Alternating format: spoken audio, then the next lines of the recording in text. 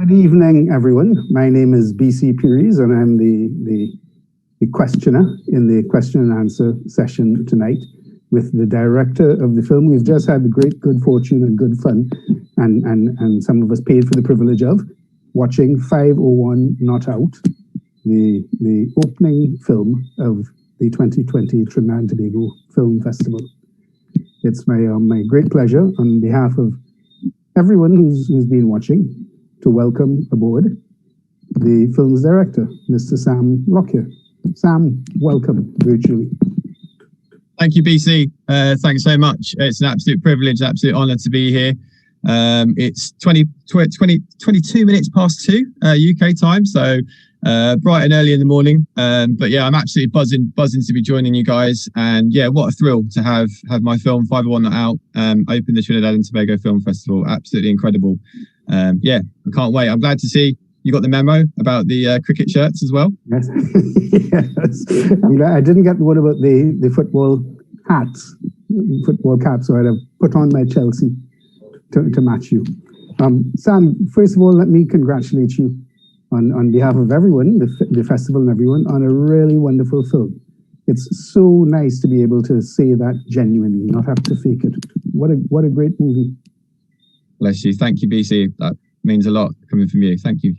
And as I've just said to everyone who is working to get ready for this Q&A, it stands the test of the best film in that it improves with each viewing. It's the third time I've seen it now, and I've taken more away from it than I did the first 2 times.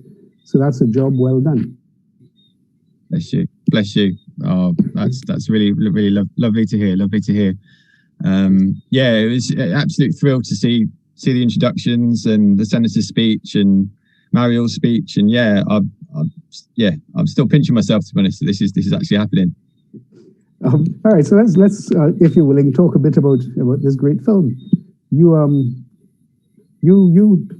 came towards this film through cricket. You're a bit of a cricketer yourself.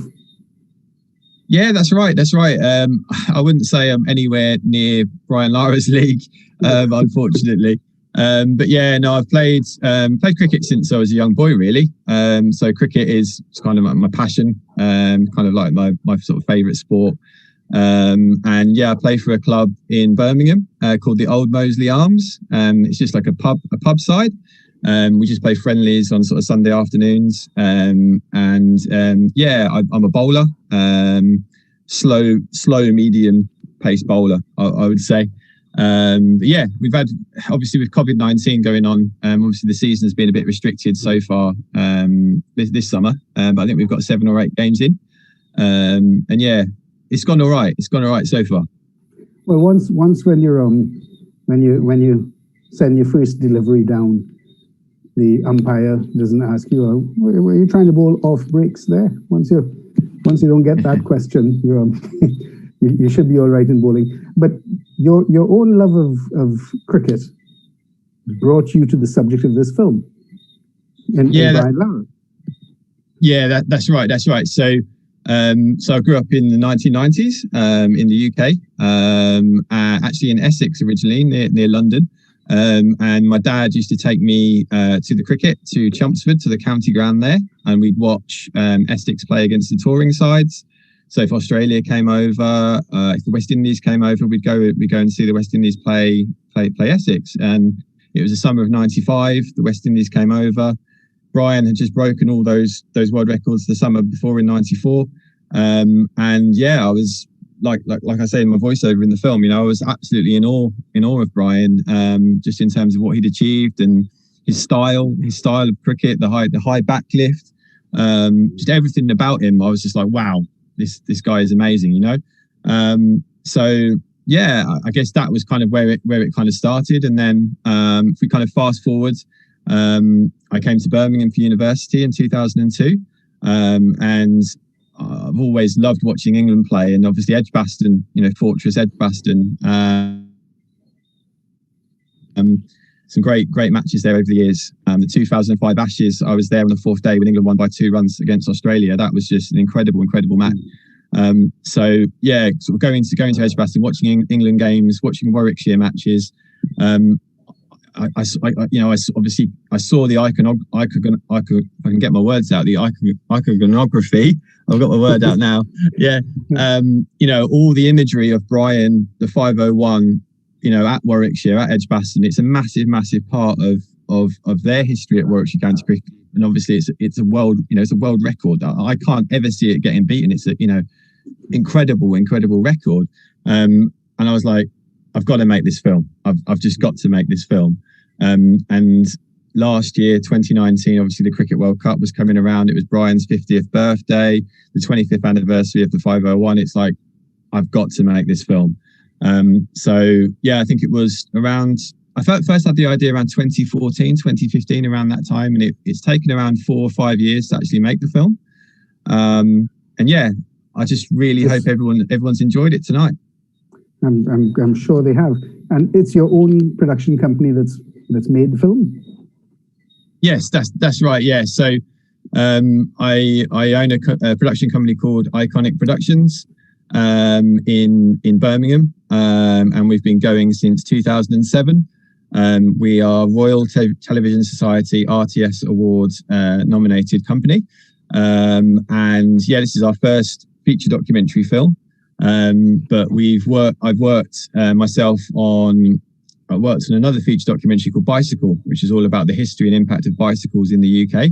And I worked with a BAFTA award-winning director, a guy called Michael B. Clifford, and a producer called Pip Piper. And it was fantastic to work with those guys. I spent kind of 6 months researching an archive of bicycles. And that film went all around the world. And I guess that experience, and then allied to the first kind of short documentary that I made was called Rugby: A Midland Story. And that was all about the heritage and impact of rugby union around the world. And that screened at the Rugby World Cup in 2015. So I guess those two projects, Bicycle and the rugby project I worked on, they kind of gave me that kind of boost. And I knew I could then go on and make the film about Brian and 501. It kind of gave me that confidence to go on and do it. Obviously, it's a big leap to go from a short doc to a feature length, and the journey has just been absolutely incredible. I've learned so much along the way. It was like you made your first film, and then it was a case of on your bike. Pip Piper's the producer of this film as well. Yeah, so Pip. Pip exec produced this film, and yeah, great guy, really, really lovely guy. And he's actually delivering. He's going to be delivering a training session tomorrow night, actually, on crowdfunding. So yeah, people can catch that as well.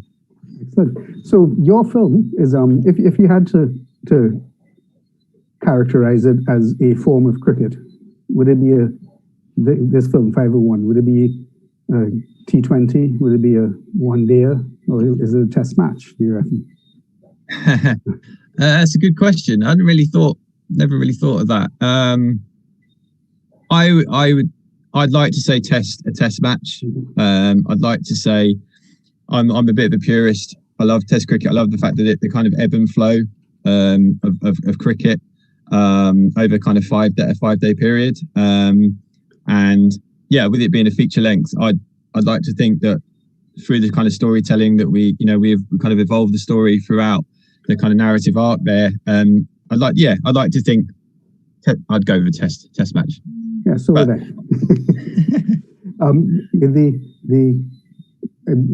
I think too, I wanted to say to you, rather than ask you a question here, I just wanted to say that I, as a Trinidadian and as a West Indian, I'm grateful you wanted to make this film, because Brian is really quite, I mean, other people have made this point before me, but it is staggering that he's the only batsman in all history who's had 100, a double century, a triple century, a quadruple century, and a quintuple century. And of all the innings that he's played, this one, even though it's the highest amount of runs ever made in a first-class innings, has got, it's not that it hasn't got the attention it deserves, but it deserved a film like yours, and I'm glad you made it. Thank you. Yeah, I guess that was kind of the thing with it. It was like, I couldn't really believe that a theatrical film, feature doc hadn't been made about Brian, I was quite like, wow, I've got to do this. And so for me to be the first sort of filmmaker to actually make a theatrical document, obviously there's been documentaries about him on TV and things, but for something, my ambition for this film was a film for the big screen, a theatrical documentary for the big screen, and to be the first filmmaker to do that is, wow, I've lived the dream. I've lived the dream just in making this, and coming over to Trinidad, a trip of a lifetime. The people were so welcoming, so friendly. Everyone we spoke to was absolutely brilliant. The weather was great, by the way.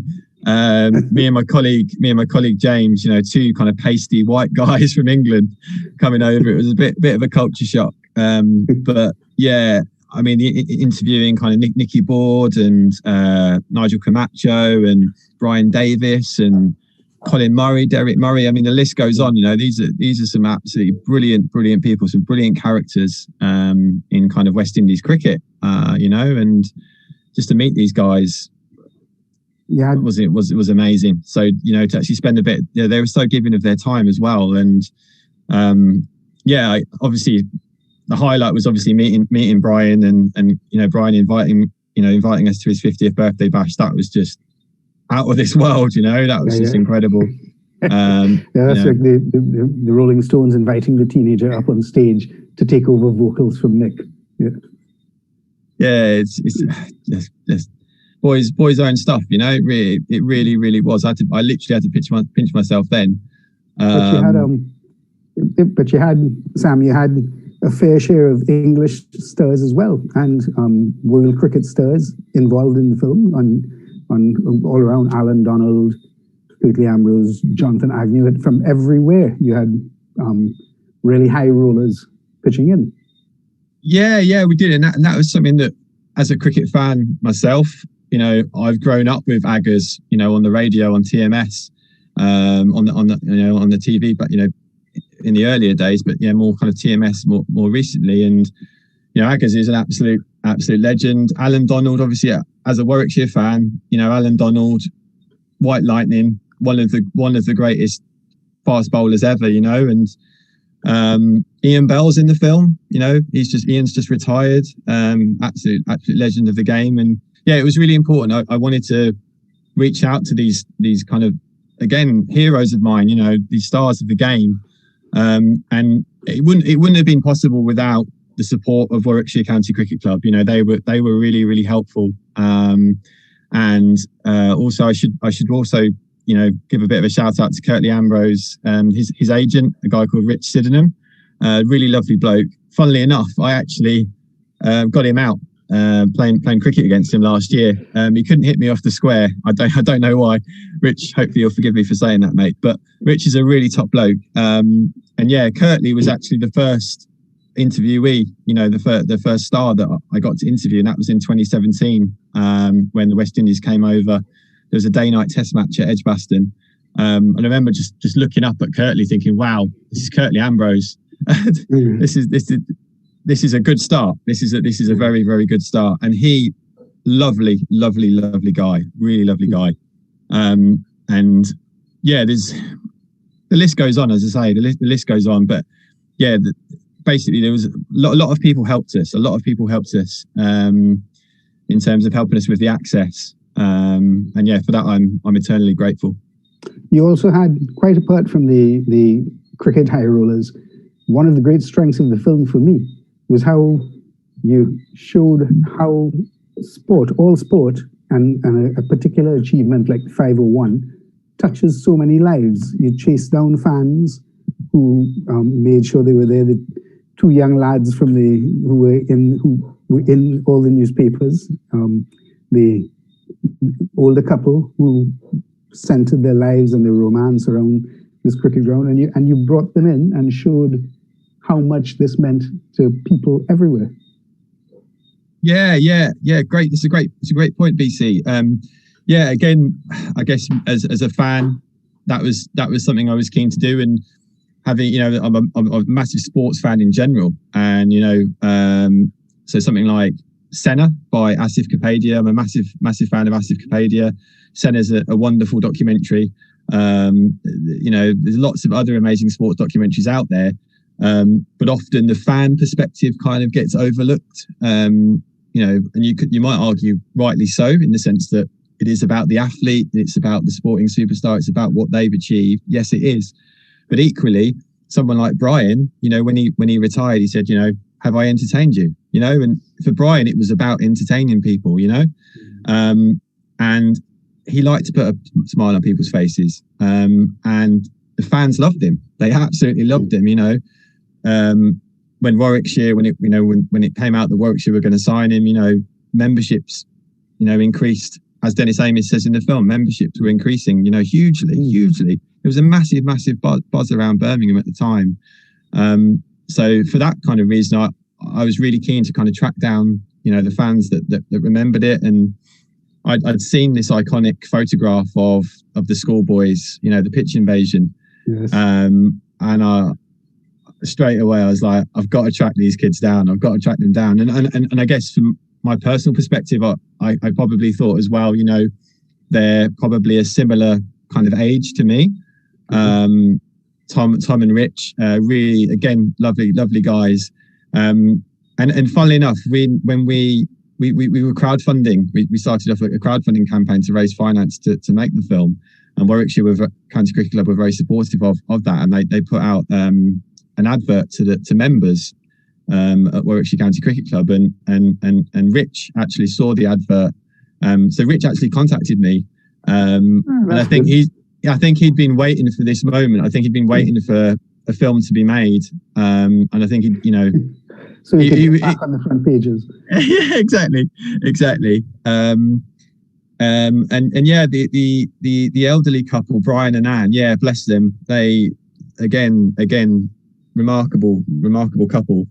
And meeting them and when Brian sort of said, oh yeah, I took my video camera down there, and I was like, wow, this is just amazing. I've got to see this footage. And nobody had actually seen this footage. It basically, obviously, he'd shot it in 1994 on a sort of dusty old camera, as you see in the film, and he transferred it to VHS, but no one has literally seen this footage. So I actually sort of went to his house, and we got the tape transferred for him, and obviously I didn't want to just use the footage. I wanted to tell their story as well. That was really, really important to me. So yeah, I'd like to think it's a fun film ultimately, and I'd like to think there's a bit in there for everyone, for all the family, hopefully.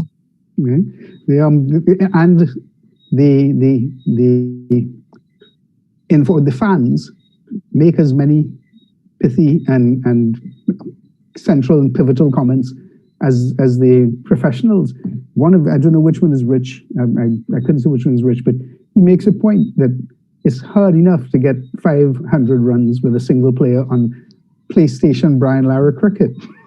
So there are many golden moments in the film. You couldn't write dialogue for them as good as they came up with, really. Yeah, they were absolutely smashing. Really, really good guys. Really, really good guys. And yeah, sorry, go on. Sorry, I was going to say that another strength of the film, it seemed to me, and I think from comments that I'm seeing on the chat coming in, someone saying really appreciated the archival footage, nice memories. That's from Alana. Great film. I learned a lot, and I appreciate Brian so much more. Wow, that's great. Yeah,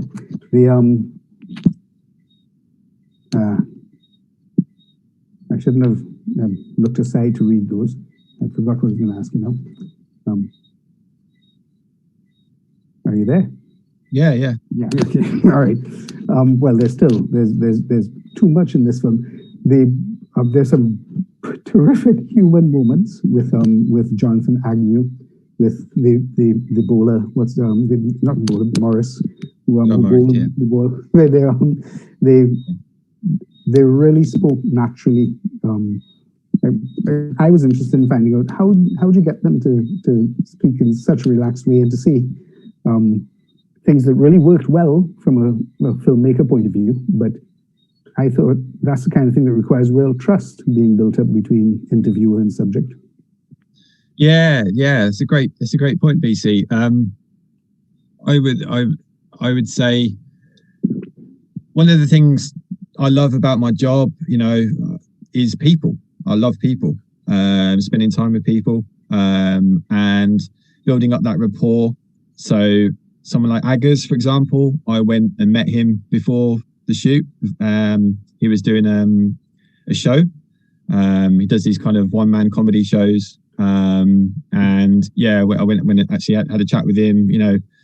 It's just building up that relationship. A bit of trust, like you say, before you go into the actual sort of filming. The shoot. I think's really, really helpful. And again, with someone like John Morris, I'd had a phone conversation with John, and I'd actually met him previously as well at Lord's Taverners charity cricket fundraising event. So yeah, it's building up that kind of rapport, kind of off camera. I'm a big sort of planner. I'm sort of big on planning and research and things.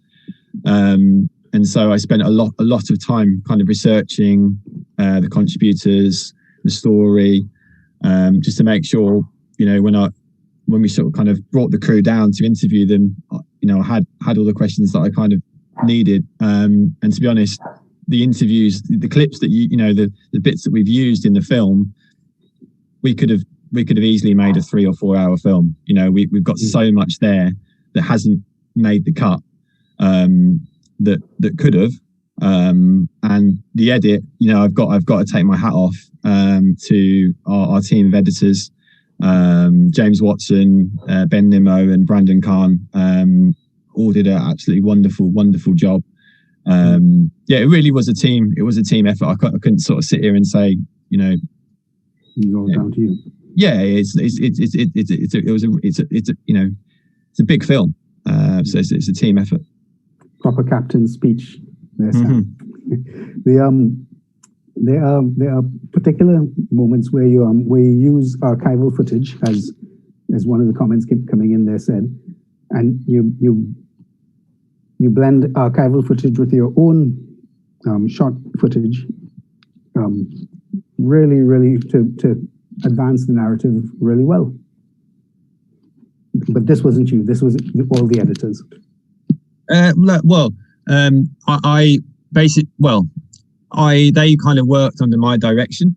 So pretty much everything you see in the film is kind of what is my vision. But without kind of blowing one's own trumpet. I would say I'm massively, as I was saying before, about sort of Asif Kapadia and archive, and I'm massively keen on archive. And if I'd had my way, I would have told the whole film through archive. But that's just not possible in terms of budgets. The cost of licensing footage is just very, very expensive. But that, in terms of that, the kind of weaving between archival footage and modern day footage, that's something that, it was a collaboration. But yeah, it's something that we were keen on achieving. Oh no, you don't have to mention to a West Indian how expensive archival footage is, because for West Indians to make films about cricket, they have to come up with hefty fees to get images of West Indies cricket from the BBC. This is just how it goes. Yeah. But we're having this chat in a not a new way for us, because we've only ever had video chats and virtual chats. But we're having this film festival online because of the COVID crisis. The original plan was to have the opening night at the Oval, at the Queen's Park Cricket Club, in the pavilion, which is the perfect setting. So I'm sorry you missed out on that, but how do you feel about that? Yeah, I mean, obviously that would have been a magical evening. but given the current climate, given the world we're living in, it just wasn't possible. But I want to say a massive thank you to Mario, to the team at the Trinidad and Tobago Film Festival, for putting on the festival, online. It's a remarkable achievement to, all the work that goes in behind the scenes, for 120 films. It's amazing. And I can't wait to watch some of the other films. So yeah, obviously, naturally, in an ideal world, we'd probably be sat in the Brian Lara Pavilion now, drinking a rum and coconut, or having a carried beer or whatever. But yeah, hopefully in the future at some point, I'd love to screen the film there, for Brian and for everyone in Trinidad. That's something you and I had been talking about earlier, that for this, and I'm very, very happy. I have seen already many of the films because I was involved in the programming committee. But there's a bit of a downside in it not being a physical festival. But there's, for people like me, so much more of an upside, because if I were in Port of Spain, I could not physically get to all the films I'd want to see. I can now, and without a plane ticket either. Yeah, and that's one of the things I was saying in my kind of opening speech, was that tonight it's been it's been great. I'm kind of picturing in my head, families watching the film, across the English speaking Caribbean. I've had a few WhatsApp messages from friends that helped me in Trinidad, when we were filming in Trinidad last year, and they were cracking out some drinks and enjoying the film and stuff. And that's kind of what it's all about, really. It's having that communal kind of gathering.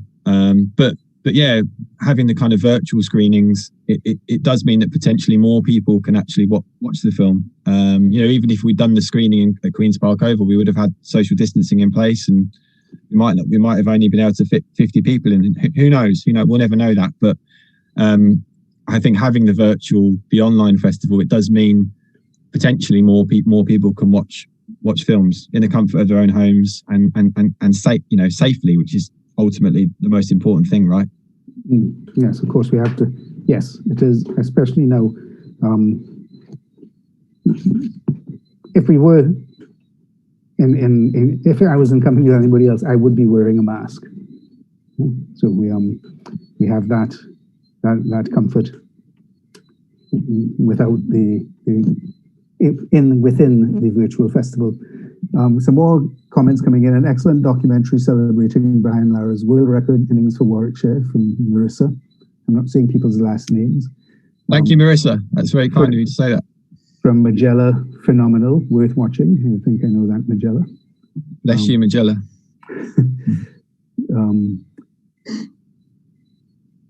Really appreciate the archival footages, nice memories.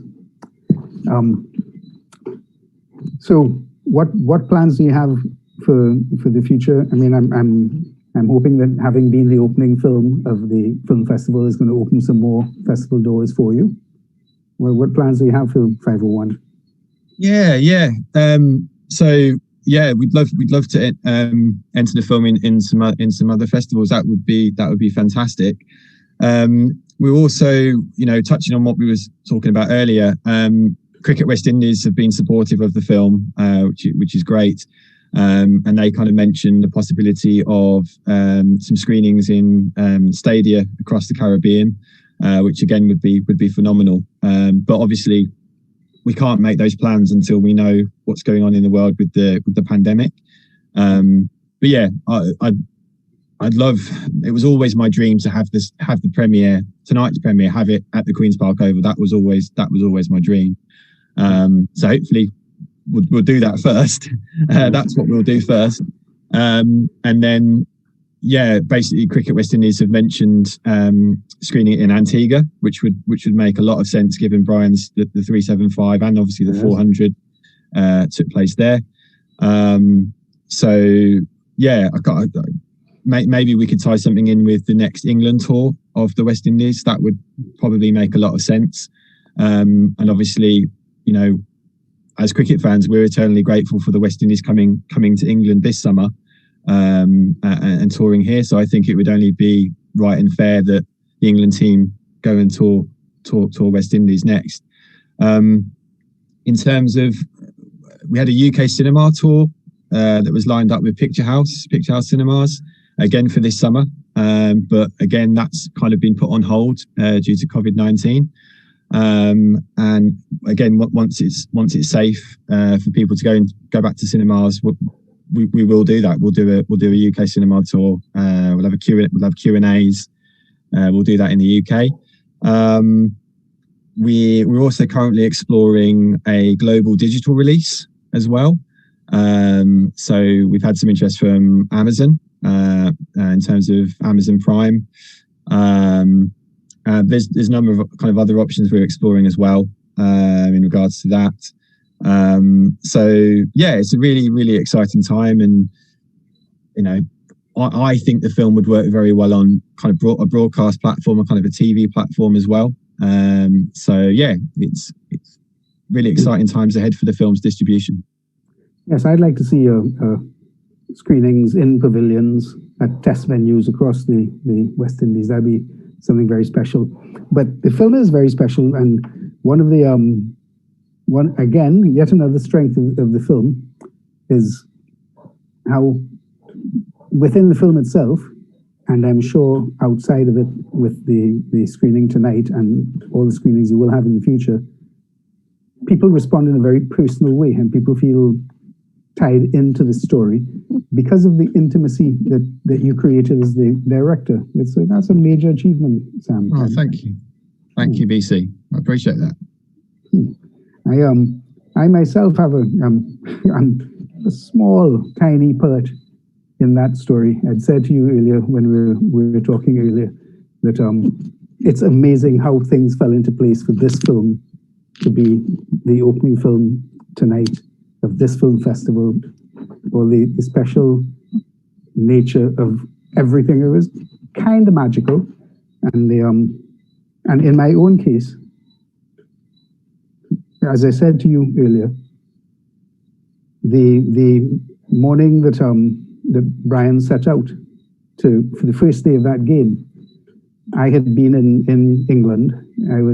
He'd made the 375, and Caribbean Beat, which was the in-flight magazine of what is now Caribbean Airlines, had flown me up to England to do a piece on him, do a cover story on him.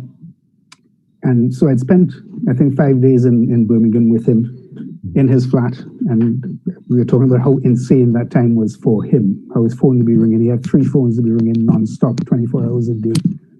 And the morning I was going back to London, he dropped me to the train station, and I said, "Brian, no, I can get a limousine to the station if I need to." And he said, and this is the Santa Cruz boy, the well-mannered middle-class Santa Cruz boy coming out, who came out in your film as well. He said, "No, my mother would be very upset if she knew you were a guest in my home and I didn't drop you to the station." He insisted on driving me to the station in his car, and then went to the match and was late for the game. But he did. I mean, it's hard to really quarrel with someone who makes 501 runs after arriving. Love that story. And like you said, it just sums up Brian's personality. Just a charming, friendly guy. Lovely man, yeah. We have a question coming in from Israel Ramjohn for you, Sam. Which other cricketer or sports person would you want to make, or even as a viewer, see a feature film made about? Oh yeah, that's a great question. It's a great question.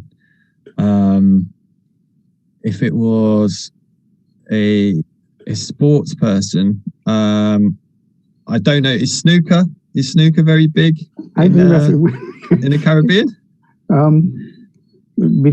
Between Slim and someone else who Well, I'll maybe give you two. I'll maybe give Israel two answers there. Then there's a really very famous snooker player called Ronnie O'Sullivan in the UK, called Rocket Ronnie, and he's an amazing character. Got brilliant personality, and he's the best, basically the best snooker player that's ever lived, essentially. Really entertaining to watch. Probably, some similarities to Brian in terms of playing style. Very, very good to watch. I'd love to make a film about Ronnie O'Sullivan, but in terms of cricket, it's Freddie Flintoff. I would say, Freddie Flintoff would be a real dream for me as an England cricket fan, and Freddie's kind of his role in the 2005 Ashes, kind of cult, kind of hero status. That would, I think for me, making one about Freddie Flintoff would be amazing. That's great.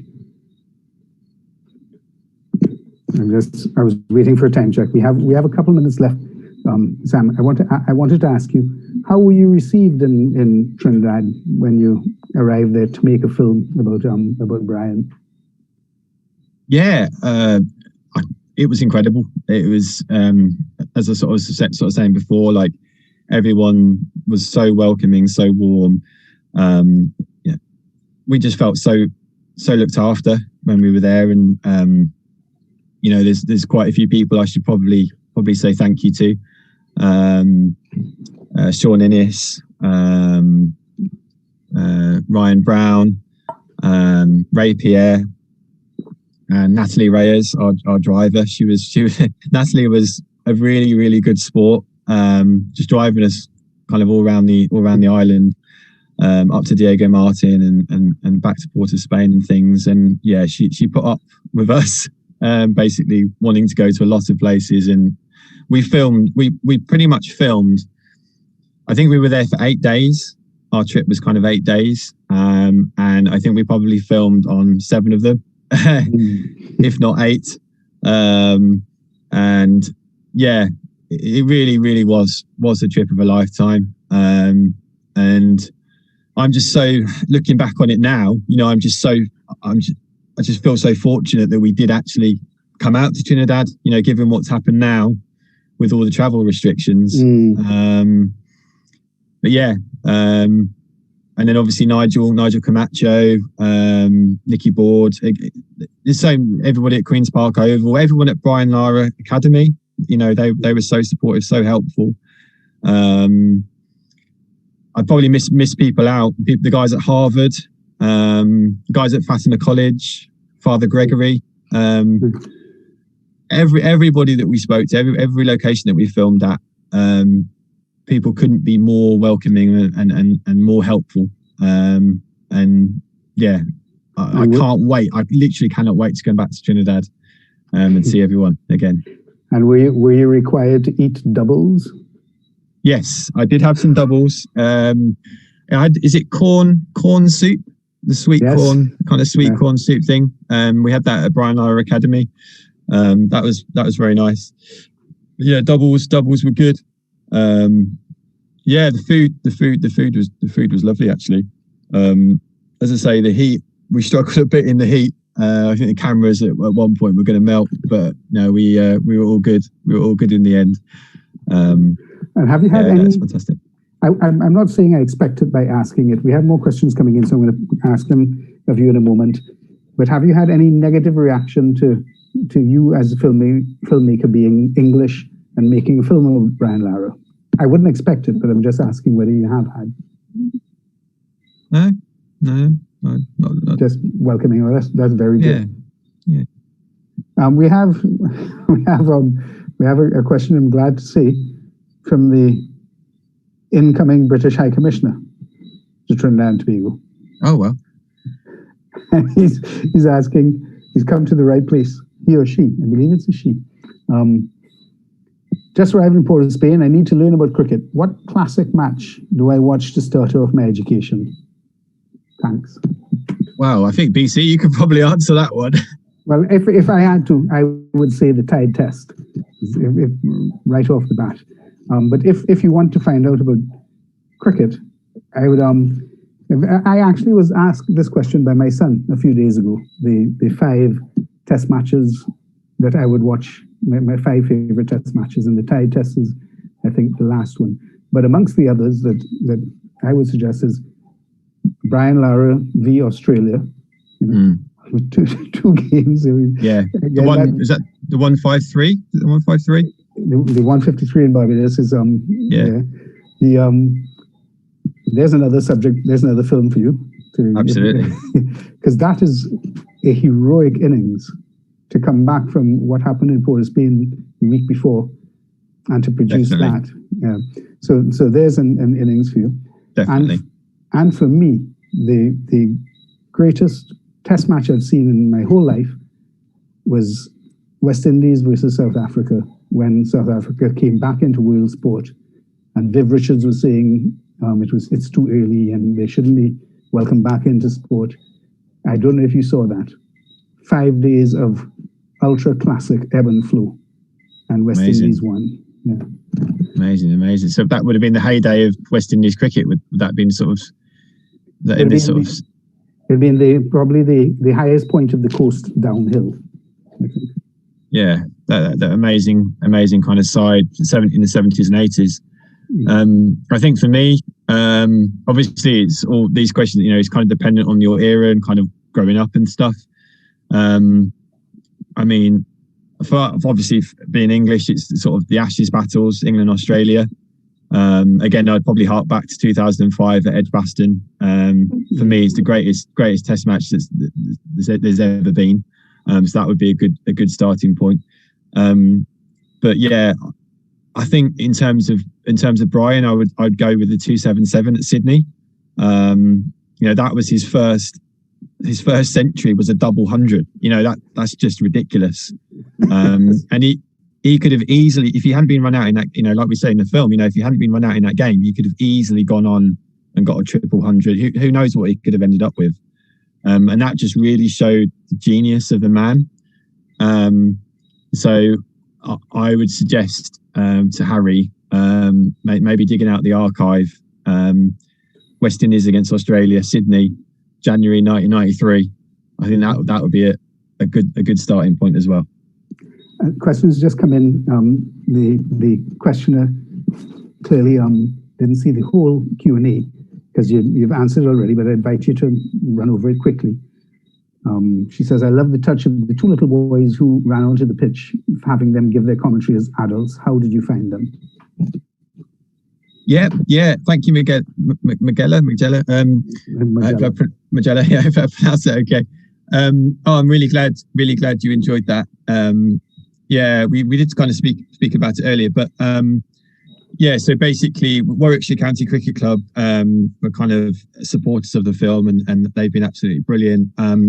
And we actually ran an Indiegogo crowdfunding campaign. It's an independent film. Nobody commissioned us to make this film. Nobody said, "Oh, here's hundreds of thousands of pounds, go and make this film." No one did that. We had to raise the finance ourselves. And we ran an Indiegogo crowdfunding campaign when we had support from all over the world. Brian Lara fans, cricket fans from all around the world contributed to that, and that was incredible. But in terms of the crowdfunding campaign, Warwickshire got behind it and kind of got the word out to their supporters, their members, and through that, actually, I think it was Rich, the 2 schoolboys, Rich and Tom. It was actually Rich. Actually emailed me and said, you're making this film. This sounds amazing. I'd love to be involved. And as I was kind of saying before, I'd seen that iconic image of the 2 schoolboys, and I'd always wanted to track them down. So when Rich got in touch, it was, the stars aligned really. And there were quite a few moments like that in making the film where things just kind of came together. And yeah, looking back, I'm really fond memories of a long process, but a very enjoyable process in terms of making the film. And we would have interviewed more people, we would have got access to more archive footage. We could have gone on and done even more than what we did. I'm extremely proud of what we've achieved, you know, with the finances, with the budget that we had, you know. I think the film, I think it will stand the test of time. Yes, I think you can be proud, even if you had 3 times the budget. Excellent film from Doreen Ragu Murray. Excellent film and really needed documentary.